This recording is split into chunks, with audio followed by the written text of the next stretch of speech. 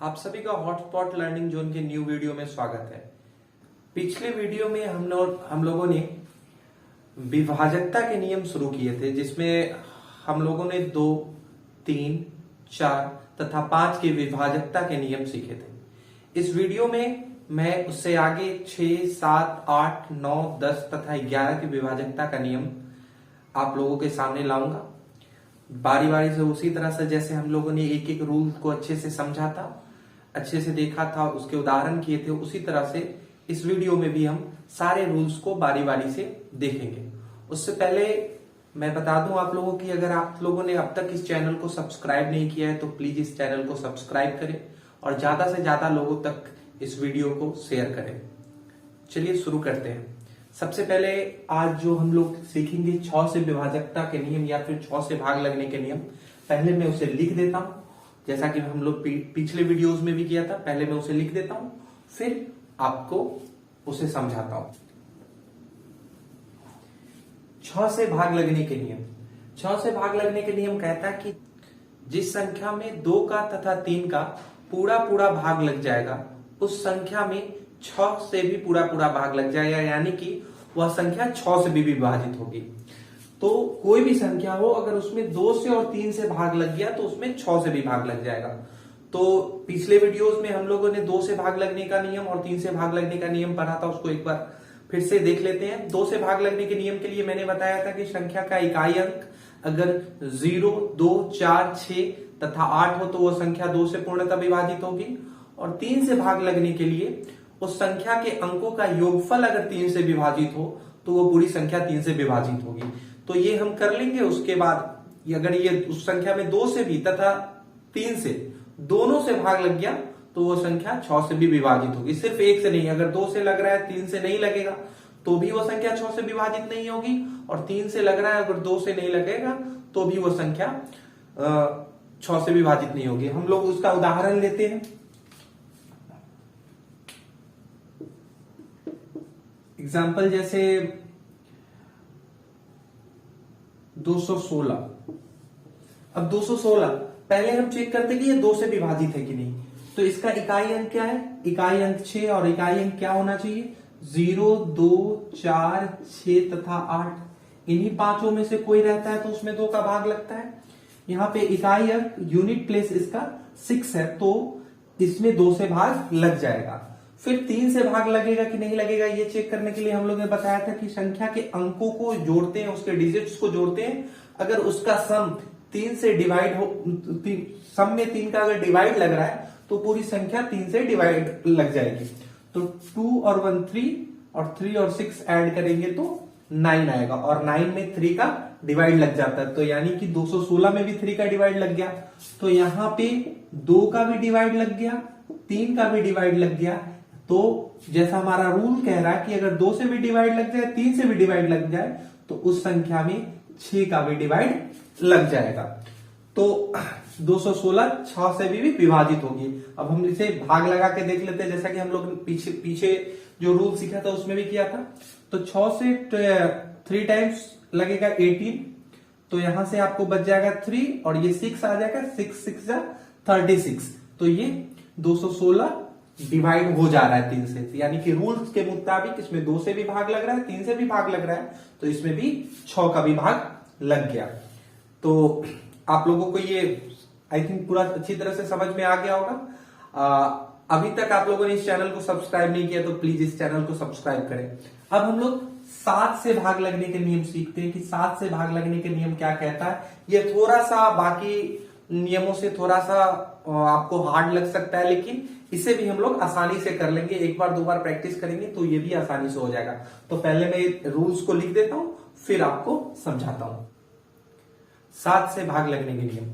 7 से भाग लगने के नियम अलग अलग तरह के भी है, बहुत सारे नियम है, लेकिन मैं जो यहाँ नियम आपको लिख रहा हूं वो है कि दी गई संख्या के इकाई अंक में 5 से गुना करेंगे तथा प्राप्त गुणनफल को बाकी बचे संख्या में जोड़ देंगे।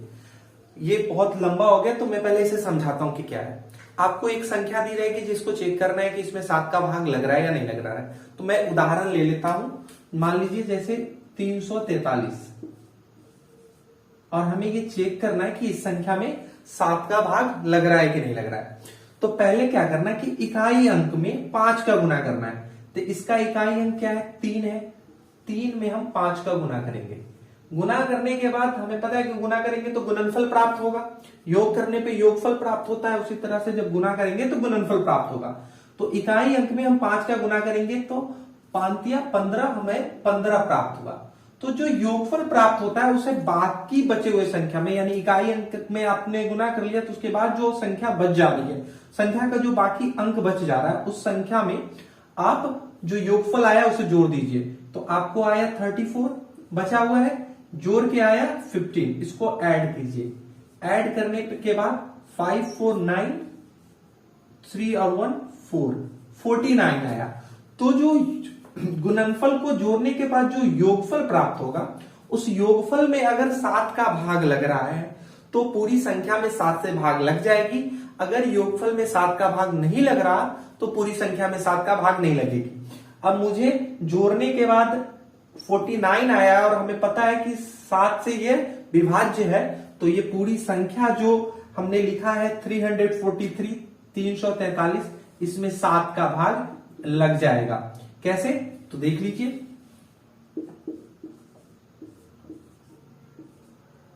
7 4 जा 28, यहां से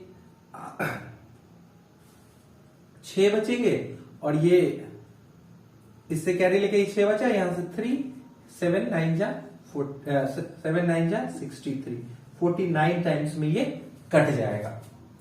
ठीक है, तो इस तरह से हमने देखा कि ये संख्या को 7 से इसमें भाग लग गया। फिर से इसे देख लेते हैं क्या करना है।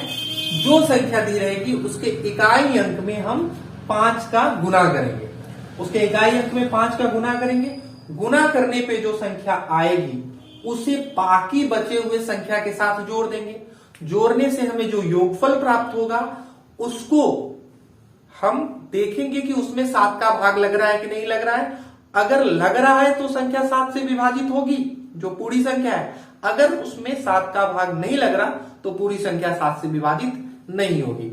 अगर मान लीजिए जोड़ने के बाद भी आपको कोई बड़ा आ गया, जैसे यहां 49 आया, तो हमें पता था कि 49 7 के टेबल में आता है, हमने आसानी से बता दिया किस हिसाब से। लेकिन कोई बड़ी संख्या रहे और जोड़ने के बाद भी हमें योगफल 3 अंकों का, 4 अंकों का कोई संख्या प्राप्त हो, तो फिर इस विधि को हम दोहराएंगे। फिर उसके इकाई अंक में हम 5 का गुना करेंगे। 5 का गुना करने के बाद जो आएगा उसको बाकी बचे संख्या के साथ जोड़ देंगे और फिर देखेंगे कि उसमें भाग लग रहा है कि नहीं लग रहा है। इसका एक और नियम जो पता है, आप उसके इकाई अंक को दुगना कर दो और दुगना करने के बाद जो संख्या आ रहा है उसको बाकी बचे हुए संख्या के साथ घटा दो। घटाने के बाद जो आया, अगर उसमें 7 का भाग लग रहा है तो वो संख्या 7 से विभाजित होगी। जैसे इसका इकाई अंक 3 है, 3 का दुगना क्या होता है 6। 6 को बाकी बचे हुए संख्या के साथ घटा दीजिए, 34 के साथ घटा दीजिए, तो आपको आ जा रहा है 28, और 28 7 से डिविजिबल है, तो ये पूरी संख्या 7 से विभाज्य होगी। अब हम लोग इसके बाद सीखेंगे 8 से भाग लगने के नियम। तो मैं पहले 8 से भाग लगने के नियम लिख देता हूं, फिर आपको समझाता हूं। अब देखते हैं 8 से भाग लगने के नियम क्या कहते हैं। 8 से भाग लगने के नियम आपको याद होगा, आपने 4 से भाग लगने के नियम जो पढ़े थे, लगभग उसी तरह का कुछ है। 4 से भाग लगने के नियम में हमने पढ़ा था कि संख्या का अंतिम 2 अंक या तो 2 शून्य हो या अंतिम 2 अंक 4 से विभाजित हो तो पूरी संख्या 4 से विभाजित हो जाएगी। 8 से भाग लगने का नियम कहता है कि यदि संख्या का अंतिम 3 अंक 8 से विभाजित हो या अंतिम 3 अंक 3 शून्य हो, 3 0 हो, तो वो पूरी संख्या 8 से विभाजित होगी। 4 से भाग लगने में अंतिम 2 संख्या देख रहे थे और 8 से भाग लगने में हम अंतिम 3 संख्या देखेंगे। तो इसको हम एग्जाम्पल के थ्रू ले लेते हैं। जैसे एग्जाम्पल मान लीजिए 4128 और एक ले लेते हैं 7000। ये 2 एग्जाम्पल हम लेते हैं, 4128 और 7000, 4128 एंड 7000। अब देखते हैं कि ये दोनों इस क्राइटेरिया को फुलफिल करता है कि नहीं। अब इस संख्या का, यहां तो संख्या का अंतिम 3 अंक 3 0 है, तो ये तो डायरेक्ट बोल रहा है कि या अंतिम 3 अंक 3 शून्य हो तो वो पूरी संख्या 8 से विभाजित होगी, तो इसमें 8 का भाग लग जाएगा। रूल से अब लगेगा कि नहीं लगे वो हम और वीडियो की और रूल्स की तरह इसको चेक कर लेंगे भाग देकर। यहां आखिरी 3 अंक, अब इसमें देखिए, इसमें आप ये रूल आप बड़ो संख्या के लगेंगे, छोटा संख्या जैसे 100 से नीचे ये तो आप नॉर्मल 80 तक तो डिवाइड करके ही देख लेंगे, बड़ी संख्या में ये रूल लगेगा। तो अब अंतिम 3 डिजिट यहां 128 है, तो 128 में लगेगा कि नहीं लगेगा 8 का भाग, 8 1 जा 8, 4 बचेगा और 48, 8 6 जा 48, तो ये 128 में 8 का डिवाइड लग रहा है, तो ये पूरी संख्या में भी 8 का डिवाइड लग जाएगा बाय रूल, रूल के हिसाब से लग जाएगा। अब हम भाग दे के देख लेते हैं कि इसमें 8 का भाग लग रहा है कि नहीं लग रहा, तो इसको भाग देते हैं।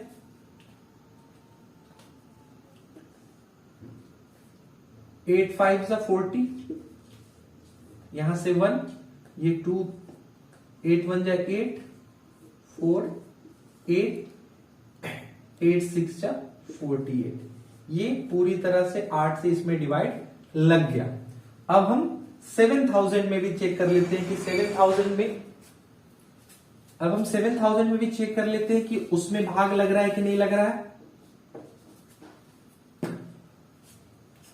तो इसमें भाग दे के देखते हैं हम लोग।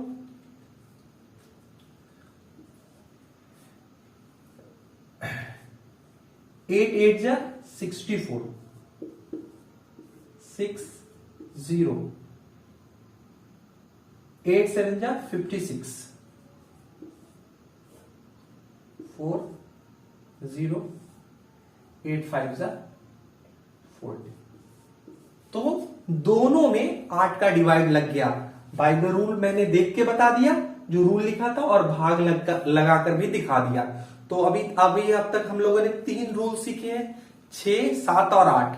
उसको एक बार रिवीजन कर लेते हैं कि क्या क्या था। 6 से भाग लगने का नियम कहता था कि संख्या का इकाई 6 से भाग लगने का नियम कहता था कि यदि संख्या में 2 का भाग और 3 का भाग दोनों का भाग लग जाता है तो उस संख्या में 6 का भाग भी लग जाएगा।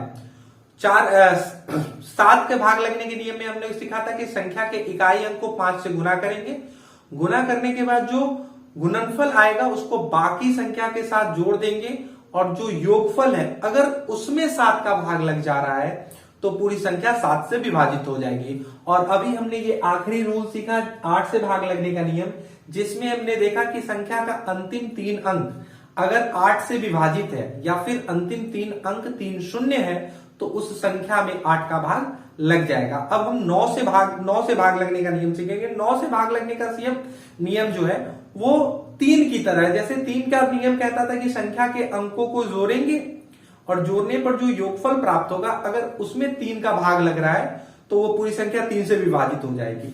9 से भी भाग लगने का नियम लगभग कुछ उसी तरह का कहता है, तो पहले हम उस नियम को लिख लेते हैं फिर उस पर चर्चा करते हैं। तो 9 से भाग लगने का नियम कहता है कि संख्या के अंकों को जोड़ देंगे, यदि योगफल में 9 से भाग लग रहा है तो पूरी संख्या में 9 का भाग लग जाएगा। जैसा हम लोगों ने 3 में किया वही नियम 9 में, सभी संख्या का जितने भी अंक दिए हुए सभी अंकों को आपस में जोड़ देंगे, जोड़ने के बाद जो योगफल प्राप्त होगा उसमें देखेंगे कि 9 का भाग लग रहा है कि नहीं लग रहा। अगर उसमें 9 का भाग लग गया तो वो संख्या, पूरी संख्या जो है वो भी 9 से विभाजित हो जाएगी। अगर योगफल में 9 का भाग नहीं लगा तो पूरी संख्या 9 से विभाजित नहीं होगी। मैंने एक उदाहरण लिखा है 74,656, इसके अंकों को जोड़ के देखते हैं। 7 + 4 + 6 + 5 + 6, 10 7 17, 17 5 22, 22 6 28,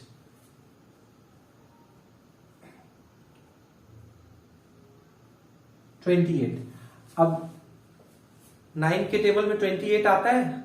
9 1 जा 9, 9 2 जा 18, 9 3 जा 27, 28 नहीं आता, यानी कि इस संख्या में भाग नहीं लगेगा। अब दूसरा एग्जांपल लेते हैं इस संख्या में 9 का भाग नहीं लगेगा, देखेंगे लगता है कि नहीं लगता। और मैंने पहले भी बताया था कि भाग लगने का मतलब रिमाइंडर 0 होना चाहिए, शेषफल नहीं बचना चाहिए, शेषफल 0 होना चाहिए। अब हम लेते हैं एक अगला एग्जांपल 2 3 5 8, इसको देखते हैं। 3 2 5, 5 5 10 और 10 में 8 जोड़ेंगे तो 18।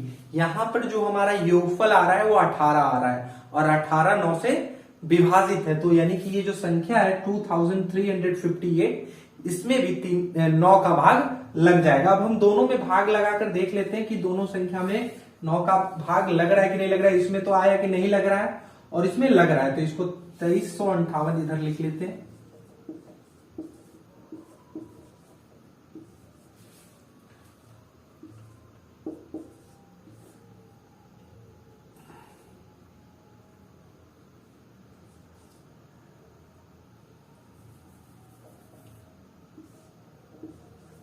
यहां से 1 8 9 दूनी 18, तो इसमें भाग लग गया, जो कि हमें रूल के हिसाब से जोड़ने पे भी आ रहा था। और अब हम इसमें देखते हैं कि इसमें भाग लगता है कि 9 से नहीं। 9 8 जा 72, यहां से 2 6 9 2 जा 18, 8 5 9 9 जा 81, यहां से 4 6 9 5 जा 9 5 जा 45, यहां से 1, तो यहां रिमाइंडर हमारा जो बच गया वो 1 बच गया। और 1 बच गया तो हमें पता है कि रिमाइंडर हमारा 0 होना चाहिए किसी भी संख्या से उसको पूरी तरह से विभाजित होने के लिए, इसलिए इसमें 9 का भाग नहीं लगेगा। तो 9 से भाग लगने का नियम आप लोग ने सीख लिया। क्या करना है, उसके संख्या के सभी अंकों को आपस में जोड़ देना है और जोड़ने के बाद जो योगफल आएगा उसमें 9 से भाग लगाकर देख लेंगे। अगर उसमें 9 का भाग लग गया तो वो पूरी संख्या 9 से विभाजित हो जाएगी। अब 10 से भाग लगने का नियम क्या कहता है, जिस तरह हमने 5 से भाग लगने के नियम सीखे थे, 5 से भाग लगने के नियम में हमने सीखा था कि संख्या का इकाई अंक 0 या 5 हो तो वो संख्या 5 से विभाजित होती है। उसी तरह से 10 से भाग लगने का नियम कहता है कि संख्या का इकाई अंक अगर 0 होगा तो वो संख्या 10 से विभाजित होगी और अगर 0 नहीं होगा तो वो संख्या 10 से विभाजित नहीं होगी। तो इसको मैं लिख देता हूं। 10 से भाग लगने का नियम कहता है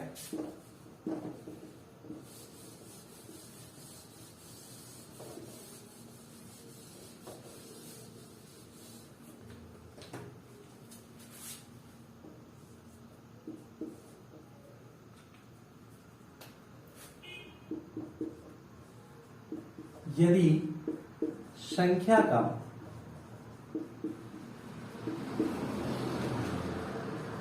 इकाई अंक